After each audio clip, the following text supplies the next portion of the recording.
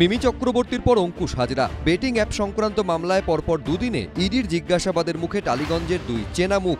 সোমবার মিমি চক্রবর্তীকে প্রায় 9 ঘন্টা ম্যারাথন জিজ্ঞাসাবাদ করেছিলেন ইডি অফিসাররা। মঙ্গলবার অঙ্কুশ হাজরাকেও প্রায় 9 ঘন্টা ধরে ম্যারাথন জিজ্ঞাসাবাদ চালালো এই কেন্দ্রীয় এজেন্সি। ইডি সূত্রে দাবি, এই মামলাতেই তাদের নজরে রয়েছে যুবরাজ সিং, রবিন উথাপ্পার মতো খেলোয়াড় এবং সোনু সুদের মতো অভিনেতা। সোমবার বেটিং অ্যাপ কাণ্ডে অভিনেত্রী ও প্রাক্তন তৃণমূল সাংসদ মিমি চক্রবর্তীকে প্রায় 9 ঘন্টা ধরে ম্যারাথন জিজ্ঞাসাবাদ করে এনফোর্সমেন্ট ডিরেক্টরেট। মঙ্গলবার সকালে দিল্লিতে ইডির সদর দফতরে হাজির হন অভিনেতা অঙ্কুশ হাজরা। সকাল 11টা নাগাদ আইনজীবীকে সঙ্গে নিয়ে ইডি দফতরে পৌঁছন অভিনেতা। অঙ্কুশ কিছু বলবে? অঙ্কুশ। সূত্রের খবর, সকাল 11টার পর অঙ্কুশকে জিজ্ঞাসাবাদ শুরু করেন ইডি আধিকারিকরা। রাত 8টা নাগাদ ইডি দপ্তর থেকে বেরোন তিনি। ইডি সূত্রে দাবি, বেআইনি এই বেটিং অ্যাপের মাধ্যমে টাকা নয়ছয় হয়েছে এবং বিদেশে গেছে। সেই লেনদেনের গতিপথই খুঁজে বের করতে চাইছে ইডি। এই বেটিং অ্যাপের হয়ে একসঙ্গে প্রচার করেছেন অঙ্কুশ হাজরা এবং মিমি চক্রবর্তী। ইডি সূত্রে দাবি, অঙ্কুশ হাজরার কাছে জানতে চাওয়া হয় বেটিং বেআইনি জেনেও কেন এই অ্যাপের সঙ্গে যুক্ত হয়েছিলেন তিনি, তার সঙ্গে কী ধরনের চুক্তি হয়েছিল, সেই চুক্তিপত্র এদিন আনতে বলা হয়েছিল অভিনেতাকে। ইডি সূত্রে দাবি, অঙ্কুশের কাছ থেকে জানতে চাওয়া হয় কারা তার সঙ্গে যোগাযোগ করেছিলেন, চুক্তি অনুযায়ী টাকা কোন অ্যাকাউন্ট থেকে তার কোন অ্যাকাউন্টে এসেছিল, অঙ্কুশ কি নগদে কোনো টাকা নিয়েছিলেন, টাকা ছাড়া অন্য কোনো সুযোগ সুবিধা কি তিনি পেয়েছিলেন, অঙ্কুশের অ্যাকাউন্ট থেকে কি টাকা অন্য কোথাও পাঠানো হয়েছিল। It's not an interrogation. Basically, that's their routine way of conducting investigation. They keep you waiting for some time, from morning to evening. That is fine. Nothing illegal. These are routine investigations by ED. They are asking everybody, even the sports person, all these Bollywood guys. They are asking everybody. এই betting app মামলার তদন্তেই মঙ্গলবার বলিউডের অভিনেত্রী উর্বশী রাউতেলাকে তলব করা হয়, তবে তিনি আসেননি।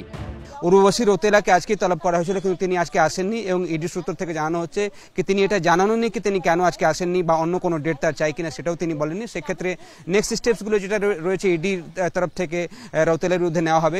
উর্বশী রাউতেলা তো তৃণমূল করে না বা কংগ্রেসও করে না, কোনো রাজনৈতিক দলের সাথে যুক্ত নয়, তাহলে তাদের নাম আসছে কেন? আপনি যদি বেটিং অ্যাপের সাথে যুক্ত হন, স্বাভাবিকভাবে আপনার নাম আসবে। এবং আমরা বুঝতে পারি যে এই রাজ্যের অর্থনীতির অবস্থা যে ভঙ্গুর, অর্থনীতি নেই। আগে 100টা সিনেমা তৈরি হতো টলিউডে, এখন সেটা 40-এ নেমে গেছে গোটা বছরে। তো কোথায় যাবে এরা? নানা রকম অসামাজিক কার্যের সাথে যুক্ত হয়ে যাচ্ছে। সুকান্তবাবু মন্ত্রী মানুষ, 2-1টা ডিগ্রিও আছে শুনেছি, ওনার তো জানা উচিত বেটিং অ্যাপ এটা জবে থেকে নিষিদ্ধ হয়েছে তার আগে এই বেটিং অ্যাপ চলবে কি চলবে না এবং কেন্দ্রীয় সরকার কেন চালাতে দিচ্ছে, মানুষ ঠকানোর খেলা কেন চালাতে দিচ্ছে সর্বভারতীয় ক্ষেত্রে, সেটাই তো বড় প্রশ্ন ছিল মোদি সরকারের বিরুদ্ধে। তারা বিভিন্ন সেলিব্রিটিদের নিয়ে নিজেদের পাবলিসিটি করত এবং যেখানটাতে মিমি বা অন্য কারুর কথা হচ্ছে সেখানে দেখবেন সাউথ ইন্ডিয়ান, বম্বের বিভিন্ন অ্যাক্টর অ্যাক্ট্রেসেসরা আছে। এইটুকুনি জানেন না উনি? বেটিং অ্যাপ কাণ্ডে ইডির স্ক্যানারে বলিউডের অভিনেতা ও প্রাক্তন ভারতীয় ক্রিকেটাররাও। এর আগে একই মামলায় 4 সেপ্টেম্বর প্রাক্তন ভারতীয় ক্রিকেটার শিখর ধবনকে এবং গত 13ই আগস্ট আরেক প্রাক্তন ভারতীয় ক্রিকেটার সুরেশ রায়নাকে জিজ্ঞাসাবাদ করে ইডি। এবার তলব করা হলো আরও 2 প্রাক্তন ভারতীয় ক্রিকেটারকে। 22শে সেপ্টেম্বর রবিন উথাপ্পা এবং 23শে সেপ্টেম্বর যুবরাজ সিংকে তলব করেছে ইডি।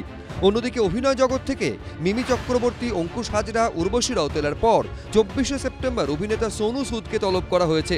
ইডি সূত্রে দাবি, এরা প্রত্যেকেই কোনো না কোনো সময় বেআইনি বেটিং অ্যাপকে প্রমোট করেছেন বা ব্র্যান্ড অ্যাম্বাসেডর হিসেবে থেকেছেন। বিজেন্দ্র সিংহ, মুন্না অগ্রওয়াল, অর্ণব মুখোপাধ্যায়, এবিপি আনন্দ।